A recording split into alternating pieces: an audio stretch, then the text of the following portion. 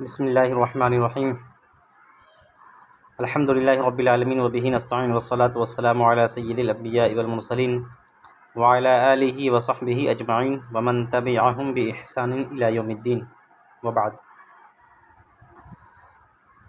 باب العلم انواریہ educational society اور جامعہ انواریہ حیدرآباد کے زیر اہتمام مشکوٰۃ المصابیح کے درس کا یہ سلسلہ جاری ہے۔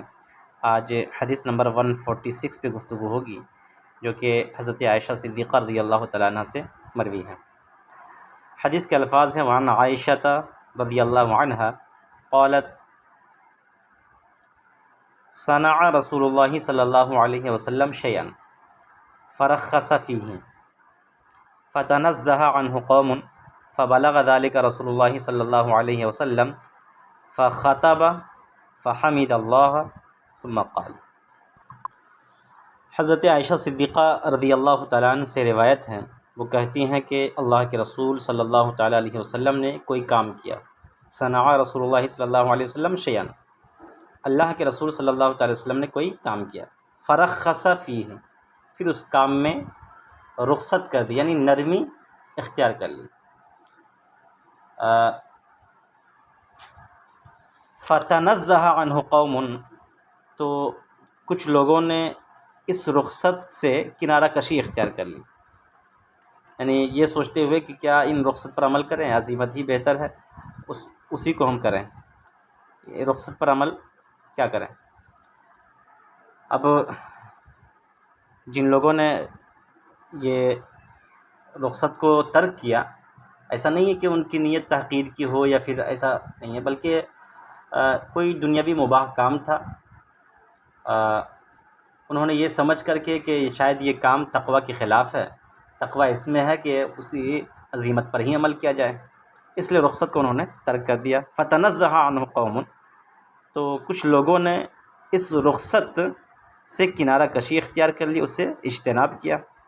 فبلغ ذلك رسول اللہ صلی اللہ علیہ وسلم، جب یہ بات نبی کریم صلی اللہ علیہ وسلم تک پہنچی، فخطب، تو آپ نے خطبہ دیا، فحمد اللہ، تو خطبہ سے پہلے آپ نے اللہ کی حمد بیان کی، ثم قال، پھر فرمایا، ما بال اقوام یتنزہون عن الشیء اصنعہ، لوگوں کو کیا ہو گیا ہے کہ وہ ایسی چیزوں سے اجتناب کرتے ہیں جسے میں کر چکا ہوں، جسے میں کرتا ہوں۔ فواللہ انی لأعلمہم باللہ، خدا کی قسم میں اللہ کو ان سے زیادہ جاننے والا ہوں، واشدہم لہ خشیۃ، اور ان سے کہیں زیادہ میں اللہ رب العزت سے خوف کرنے والا ہوں، ڈرنے والا ہوں، اللہ کی خشیت اپنے دل میں پیدا کر رکھنے والا ہوں۔ تو یہ نبی مکرم صلی اللہ تعالیٰ علیہ وسلم نے ان اصحاب کو، ان لوگوں کو خطاب فرمایا، خاص طور سے جو ان رخصتوں پر عمل کرنے کو تقوی کے خلاف سمجھتے تھے۔ دیکھیے، اس سے یہ سمجھ میں آ رہا ہے اس حدیث پاک سے، تو اسلام کے اندر جو رخصت ہیں، اس رخصت پر انسان کو عمل کرنا چاہیے۔ اب وہ رخصت کون تھا، وہ دنیاوی مباح کام کون تھا جسے حضور نے کیا تھا، اس بارے میں کوئی کلیئرٹی، کوئی مکمل وضاحت حدیث کے اندر موجود نہیں ہے۔ صاحب مرقات نے یہ کہا ہے کہ وہ شاید یہ رمضان کے مہینے میں مسافر کے لیے روزہ چھوڑنے کا کوئی معاملہ تھا، کہ سفر میں روزہ رمضان کو چھوڑا جا سکتا ہے، یا پھر یہ کہ روزہ دار کے لیے بیوی کو بوسہ دینا، یہ اس طرح کی کوئی بات تھی کہ بیوی کو بوسہ دے سکتے ہیں، لیکن یہ کہ ایک امر مباح ہے، رخصت ہے اس کی، تو شاید یہ رخصت رہی ہوگی، یہ کام رہا ہوگا کہ جو نبی کریم صلی اللہ تعالیٰ وسلم نے کیا۔ تو ایک قوم، کچھ لوگ اس سے کیا کرنے لگے، اجتناب کرنے لگے۔ تب نبی کریم صلی اللہ تعالیٰ وسلم نے یہ خطبہ دیا اور لوگوں کو اس بات کی تلقین کی کہ جس کام میں رخصت ہو اس پر عمل کرنا چاہیے، ایسا نہیں ہے کہ تقوی اس کے علاوہ میں زیادہ ہے۔ ٹھیک ہے، دیکھیں، اس حوالے سے بڑی اچھی بات شیخ محقق نے کی ہے۔ آپ کہتے ہیں کہ رخصت پر جو عمل کیا جاتا ہے نا، یہ رخصت پر عمل دراصل بہت سی حکمتوں پر مشتمل ہوتا ہے۔ جیسے کہ اس میں نفس کے لیے آسانی ہے، اور اسی کے ساتھ ساتھ اپنے عاجز و بے بس ہونے کا اظہار بھی ہوا کرتا ہے نا، اور تخفیف کے مشاہدے اور خدا تعالیٰ کے رخصت دینے کو نگاہ میں رکھتے ہوئے رخصت پر جو بندہ عمل کرتا ہے نا، تو گویا وہ عزیمت ہی کے حکم میں ہوا کرتا ہے، ٹھیک ہے۔ تو اس لیے کہا گیا ہے کہ اللہ رب العزت رخصتوں پر عمل کرنے والے کو بھی اسی طرح پسند کرتا ہے جس طرح عزیمتوں پر عمل کرنے والے کو پسند فرماتا ہے، ٹھیک ہے۔ تو اس لیے جو رخصت کا حکم آیا ہے نا، اس پہ عمل کرنا چاہیے۔ متفق علیہ، اس حدیث کی روایت امام بخاری اور امام مسلم نے کی ہے۔ تو رخصت تو سمجھ رہے ہوں گے میرے خیال سے، رخصت کی وضاحت کرنے کی کوئی ضرورت نہیں ہے۔ کسی بھی کام میں آسانی، فراخی پیدا کرنے کو رخصت کہا جاتا ہے، جیسے کہ مسافر کے لیے رمضان میں روزہ، سفر کے اندر جو ہے روزہ نہ رکھنے کی رخصت دی گئی ہے۔ اب اسی طریقے سے اگر بندہ مسافر ہے تو 4 رکعت کے بجائے 2 رکعت پڑھ لے، یہ رخصت ہے۔ تو یہ ایک الگ تفصیلات ہیں جو باب المسافر میں عام طور پہ بیان کی جاتی ہیں۔ حدیث نمبر 147، وعن رافع بن خدیج قال قدم نبی اللہ صلی اللہ علیہ وسلم وهم يؤبرون النخل فقال ما تصنعون۔ حضرت رافع بن خدیج سے روایت ہے۔ یہ رافع بن خدیج آپ کی کنیت ابو عبداللہ ہے اور قبیلہ انصار سے آپ کا تعلق ہے۔ غزوہ احد میں غالباً آپ کو دشمنوں کی طرف سے ایک تیر لگا تھا جو تھوڑی دیر کے بھر گیا تھا، لیکن پھر بعد میں اسی کا اثر ظاہر ہوا اور اسی اثر کے باعث آپ کی وفات بھی ہوئی۔ جس وقت آپ کو تیر لگا تھا نا، تو نبی مکرم صلی اللہ تعالیٰ علیہ وسلم نے اس وقت فرمایا تھا کہ میں قیامت کے دن تیرے حق میں گواہی دوں گا۔ یہ بہت بڑی سعادت رافع بن خدیج کے حق میں ملی۔ تقریباً سن 73 ہجری میں، 73 ہجری میں، جب کہ عبد الملک بن مروان کا زمانہ تھا، اسی زمانے میں اس زخم کے اثرات دوبارہ نمودار ہوئے، زخم پھٹ گیا اور اسی میں آپ کا انتقال ہوا۔ بعض مورخین یہ بھی بیان کرتے ہیں کہ حضرت امیر معاویہ رضی اللہ تعالیٰ عنہ کے زمانے خلافت میں آپ کی وفات ہوئی۔ مدینہ منورہ میں آپ کا انتقال ہوا اور وہیں پر آپ مدفون بھی ہوئے۔ کل عمر آپ کی 86 سال ہے، 86۔ اور غزوہ بدر کے علاوہ تمام غزوات میں شریک رہے، چونکہ غزوہ بدر کے وقت آپ کی عمر بہت چھوٹی تھی، اس لیے آپ شامل نہ ہو سکے۔ رافع بن خدیج کہتے ہیں کہ اللہ کے نبی صلی اللہ تعالیٰ علیہ وسلم تشریف لائے، کہاں؟ یعنی مدینہ تشریف لائے۔ وہم یؤبرون النخل، تو وہ لوگ یعنی اہل مدینہ کھجوروں کی شادی کیا کرتے تھے۔ ابرا یؤبرو کا معنی ہوتا ہے پیوند کرنا، ایک دوسرے کے ساتھ جوڑنا۔ دیکھیے یؤبرو کا لفظ ہے نا، یہ 2 طرح سے پڑھا جاتا ہے۔ ابرا یؤبرو بھی، یعنی کہ یا پر ضمہ اور حمزہ پر فتحہ اور با کے اوپر تشدید، اور ایسے ہی یعبرون النخل یہ بھی پڑھا جاتا ہے۔ یعبرو، با اور را کے اوپر پیش، یا کے اوپر فتحہ اور حمزہ کے اوپر حمزہ سکون، یعبرون النخل۔ تو دونوں طرح کا لغت ہے، دونوں طرح کی لغت ہے، لیکن معنی یہاں پہ کیا ہے؟ پیوند کرنا۔ تو وہ لوگ کھجور کو ایک دوسرے کے ساتھ کیا کرتے تھے؟ پیوند کرتے تھے۔ اسی کو کھجور کی شادی کرنا یہ عام طور پہ بولا جاتا تھا۔ کھجور کی شادی وہ اس طور پہ ہوا کرتا تھا، کھجور کی پیوند کاری، کہ وہ لوگ جو مادہ کھجور ہوتا نا، دیکھیے کھجور درخت بھی 2 طرح کے ہوتے ہیں، مادہ اور نر۔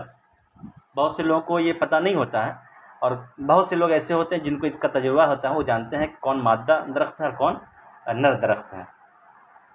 تو وہ لوگ کرتے یہ تھے کہ نر کھجور کی جو شاخ ہوتی نا، اس کو مادہ کھجور کی شاخ سے کیا کرتے تھے؟ ملا دیتے تھے، لگا دیتے تھے۔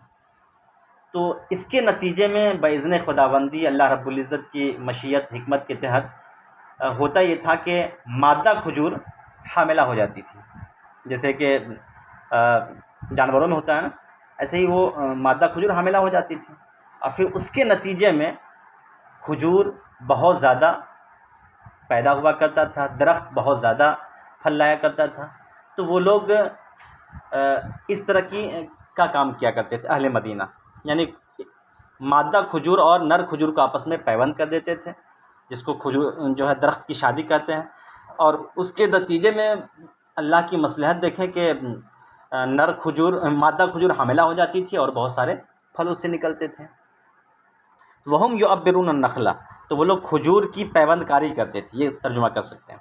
فقال، تو آپ نے فرمایا ما تصنعون، کہ یہ سب کیا کرتے ہو تم لوگ، یہ کیا کر رہے ہو؟ قالوا، تو انہوں نے کہا كُنَّا نَصْنَعُهُ، كُنَّا نَصْنَعُهُ، کہ ہم لوگ پہلے ہی سے ایسا کرتے ہوئے آئے ہیں، یعنی کہ ایسا نہیں ہے کہ آج ہم یہ کام کر رہے ہیں، یہ بہت پہلے سے ہم یہ کام کرتے ہوئے چلے آ رہے ہیں۔ قال، تو آپ نے فرمایا لعلکم لو لم تفعلوا کان خیرا، اگر تم ایسا نہ کرو تو شاید تمہارے لیے بہتر ہو، یعنی حضور نے تاکید نہیں فرمائی کہ بالکل مت کرو، حکم نہیں دیا، ایک مشورتاً اپنی بات رکھی کہ شاید اگر تم ایسا نہ کرو تو شاید تمہارے لیے بہتر ہو۔ فترکوہ، اب چونکہ مدنی لوگ تھے، مدینے کے رہنے والے جانثار لوگ، حضور کا حکم ہوا، چھوڑ دیا انہوں نے۔ اس سے سمجھ میں آتا ہے کہ بزنس اور کاروبار بھی کتنا بڑا ہو، جو آپ کا پیشوا اور رہنما ہے، ٹھیک ہے، ان کے مشورے اور ان کی رائے کو اہمیت دینی چاہیے، ٹھیک ہے، عقیدت اس حد تک ہونی چاہیے۔ فترکوہ، تو لوگوں نے اس کو کیا کر دیا، چھوڑ دیا۔ فنقصت، تو اتفاق یہ ہوا کہ اس سال کھجور کم پیدا ہوا، فنقصت، تو کھجور میں کمی آ گئی، ٹھیک ہے۔ قال، تو آپ نے قال، راوی کہتے ہیں فذکروا ذلک لہ، تو ان لوگوں نے اس بات کا تذکرہ آقا کریم صلی اللہ علیہ وسلم سے کیا۔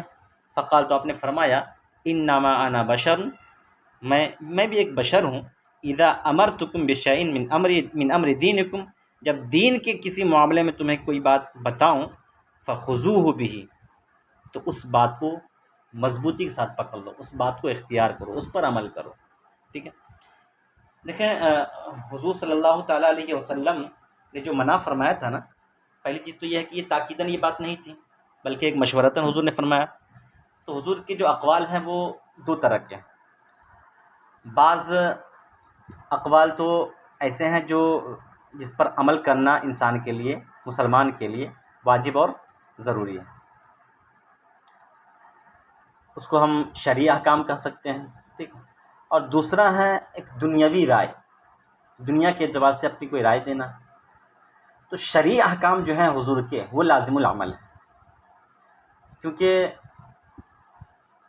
شرعی احکام جو ہوتے ہیں نا، وما ينطق عن الهوى ان هو الا وحی یوحی، یہ اللہ رب العزت کی طرف سے آپ ارشاد فرماتے ہیں، اس لیے اس پر عمل کرنا واجب اور ضروری ہے۔ جہاں تک دنیاوی رائے کی بات ہے نا، تو اس کا قبول کرنا مستحب ہے اور نہ ماننے کا بھی اختیار ہے، ٹھیک ہے۔ تو یہ سمجھ جائے کہ قرآن کی بعض آیتیں بھی ہیں، جیسے کہ ایک حکم دیکھ لیجیے قرآن کا، کیا ہے، اقیم الصلاۃ، نماز قائم کرو۔ اب یہ حکم ایسا ہے کہ اس کا تارک گناہ گار ہے، اور کوئی اگر انکار کر دے اس حکم کا، نہیں مانیں گے، تو یہ کافر ہو جائے گا۔ ایسے ہی قرآن کا ایک مشورہ ہے، وَإِذَا تَدَايَنْتُمْ بِدَيْنٍ إِلَىٰ أَجَلٍ مُّسَمًّى فَاكْتُبُوهُ، جب کسی کو وقت مقرر تک قرض دو تو اس کو لکھ لیا کرو۔ یہ قرآن کا ایک مشورہ ہے، جس پر عمل نہ کرنا گناہ نہیں ہے، ٹھیک ہے۔ تو ایسا ہی حضور صلی اللہ تعالیٰ علیہ وسلم کی رائے مبارکہ اور آپ کا مشورہ، اس پر عمل کرنا مستحب تو ہوتا ہے لیکن واجب نہیں ہوتا ہے، کریں تو ٹھیک، نہ کریں تو کوئی حرج، کوئی گناہ کی بات نہیں ہے۔ تو ان لوگوں نے تو ظاہر سی بات ہے، جو جانثار تھے، حضور صلی اللہ تعالیٰ وسلم کی بات آپ نے سنی تو فوراً ان لوگوں نے ترک کر دیا ایسا کرنا۔ اتفاق دیکھیے مصلحت خداوندی کہ اس سال کھجور کم پیدا ہوا، کھجور کی پیداوار کم ہوئی، تو ان لوگوں نے اس کا تذکرہ کیا حضور سے۔ تو آپ نے فرمایا کہ میں بھی تمہاری طرح بشر ہوں، جب میں کسی دین کے معاملے میں کسی بات کا حکم دوں تو اس کو عمل کیا کروں، اس کو لے لیا کروں۔ وَإِذَا أَمَرْتُكُمْ بِشَيْءٍ مِّن رَأْيِي، اور میں جب اپنی رائے سے تمہیں کسی بات کا حکم دوں، کوئی بات کہوں، فَإِنَّمَا أَنَا بَشَرٌ، تو میں بھی ایک بشر ہوں، رائے میں ہم سے بھی خطا ہو سکتی ہے۔ تو اب یہاں پر سوال یہ پیدا ہوتا ہے کہ کیا واقعی حضور صلی اللہ تعالی وسلم کو اس بات کی خبر نہیں تھی کہ اس طرح سے نر اور مادہ کھجور کے درمیان پیوند کاری کرنے سے کھجور زیادہ سے زیادہ اس کی پیداوار ہوتی ہے، یا معلوم ہونے کے باوجود آپ نے مصلحتاً منع کیا تھا؟ دیکھیں، صحیح بات تو یہ ہے کہ حضور صلی اللہ تعالی، یہ دنیاوی معاملہ ہے، اور ضروری نہیں ہے کہ حضور صلی اللہ تعالی وسلم کو اس کی خبر ہی ہو، ہے نا، کہ ایسا ہوتا ہے۔ اور خبر حضور صلی اللہ تعالی وسلم کو اگر مان لیا جائے تھی بھی، ٹھیک، تو واقعتاً اگر وہ حضرات اس پر عمل کرتے کہ اس کی کوئی ضرورت نہیں ہے نر اور مادہ کو آپس میں ملانے سے، اور اس پر وہ لوگ عمل کرتے، عمل تو انہوں نے کیا لیکن عمل کرنے کے بعد صبر کرتے، کچھ دنوں تک توکل کرتے، تو انشاءاللہ اللہ کے فضل و کرم سے پھر تبدیلی آتی اس میں، اور پھر آگے چل کر کے کھجور کے اندر زیادہ سے زیادہ وہ پیداوار بڑھ جاتا۔ لیکن چونکہ ان لوگوں نے صبر کا مظاہرہ نہیں کیا، تو جس کے نتیجے میں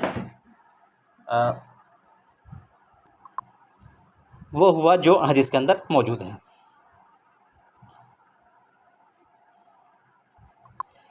اس حدیث کی وضاحت کرتے ہوئے شیخ محقق نے ایک بڑی اچھی بات کی ہے۔ آپ فرماتے ہیں کہ اس حدیث میں اس بات کی دلیل ہے کہ حضور نبی مکرم صلی اللہ تعالیٰ علیہ وسلم کو اس طرح کے دنیاوی امور کی طرف کوئی توجہ نہ تھی، اور نہ اسے کوئی غرض متعلق تھی کہ اس پر عمل کرنے اور نہ کرنے سے دنیاوی اور اخروی سعادت وابستہ ہو، ایسا نہیں تھا۔ تو اس لیے کہ آپ تو دینی امور کو بیان کرنے کے لیے تشریف لائے تھے، اور اس کا اہتمام کرنا آپ کا خاصہ تھا، اور آپ اسی کے لیے تشریف لائے تھے۔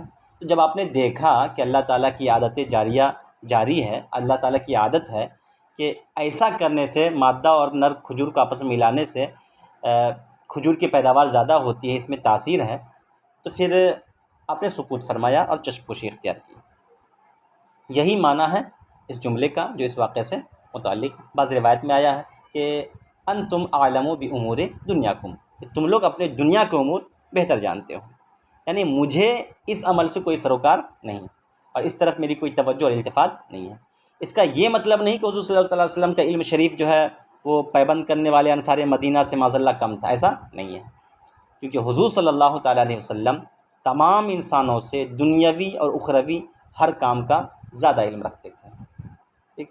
تو اگر یہ عقیدہ پیدا کر لیں کہ معاذ اللہ انصار مدینہ کو زیادہ علم تھا حضور سے دنیاوی معاملات میں، تو یہ غلط بات۔ اب ذرا دیکھ لیں تھوڑی دیر کے لیے حضرت یوسف علیہ السلام۔ حضرت یوسف علیہ السلام کے بارے میں آپ نے سنا ہوگا کہ وہ مصر کے بادشاہ بنے تھے۔ تو بادشاہ مصر سے آپ نے ایک موقع پر فرمایا کہ فما، جو قرآن کے الفاظ ہیں، فما حسدتم فذروہ فی سنبلہ، گندم کو جو ہے بھوسا سے الگ نہ کرو تاکہ خراب نہ ہو، اور یہ قحط میں کام آئے۔ اسی کے ساتھ ساتھ آپ نے کبھی سلطنت بھی نہیں کی تھی، مگر بادشاہ مصر سے یہ کیا فرمایا کہ مجھے خزانے کا حاکم بنا دو، انی حفیظ علیم، میں سب کچھ جانتا ہوں، سب قحط والوں کو سنبھال لوں گا۔ جب یوسف علیہ السلام کے علم کا یہ عالم ہے، تو ہمارے حضور علیہ السلام اس معمولی بات سے کیسے بے خبر ہو سکتے ہیں؟ تو یقیناً حضور صلی اللہ تعالی وسلم کو اس بارے میں خبر تھی۔ اس کے باوجود جو آپ نے منع فرمایا ہے نا، یہ اس منع پر اگر یہ حضرات عمل کرتے اور توکل اختیار کرتے اور حضور کی بارگاہ میں آ کر کے اس کی شکایت نہ کرتے، تو اللہ رب العزت مزید برکتیں نازل فرماتے۔ پھر بھی حضور صلی اللہ علیہ وسلم نے کیا فرمایا؟ انما انا بشر، میں بشر ہوں، ہو سکتا ہے خطا ہو سکتی ہے۔ یہ حضور کا کمال ہے، یہ کمال کی دلیل ہے، اس لیے حضور نے ایسا فرمایا کہ میں بشر ہوں۔ اب کوئی اس وجہ سے حضور کو اپنا بڑا بھائی سمجھنے لگے یا حضور کو اپنی طرح بشر سمجھنے لگے تو وہ خطا کار ہے، اس سے بچنا چاہیے۔ اب ذرا دیکھ لیں کہ حضرت یونس علیہ السلام نے اپنے آپ کو کیا کہا؟ ظالم کہا، انی کنت من الظالمین۔ اب کوئی اور شخص نبی کو ظالم کہنے لگے تو وہ خود ظالم ہو جائے گا۔ ٹھیک ہے نا. تو بادشاہ اگر اپنے آپ کو خادم بتا رہا ہے تو یہ اس کا کمال ہے. اب کوئی اور کہے تو سزا پائے گا. ٹھیک ہے. تو ایسے ہی حضور صلی اللہ تعالی وسلم اپنے آپ کو بشر کہہ رہے ہیں. تو بشر تو ہیں، واقعی بشر ہیں، لیکن بشر کی یہ تعبیر کر لینا کہ ہماری طرح بشر ہیں، جیسے ہم ہیں، جیسے ہم کھاتے پیتے ہیں، ہمارے ہی بڑے بھائی کی طرح ہیں، پھر معاذ اللہ یہ غلط تصور ہوگا اور یہ غلط نظریہ اور غلط فکر کی ترجمانی کرتا ہوا نظر آئے گا. تو حضور بشر بھی ہیں اور نور بھی ہے، اس میں کوئی شک نہیں ہے، لیکن اپنی طرح بشر کہنا اور اپنا اسٹیٹس جو ہے وہ دے دینا، یہ غلط تصور ہے. رواہ مسلم، اس حدیث کی روایت امام مسلم نے کی ہے.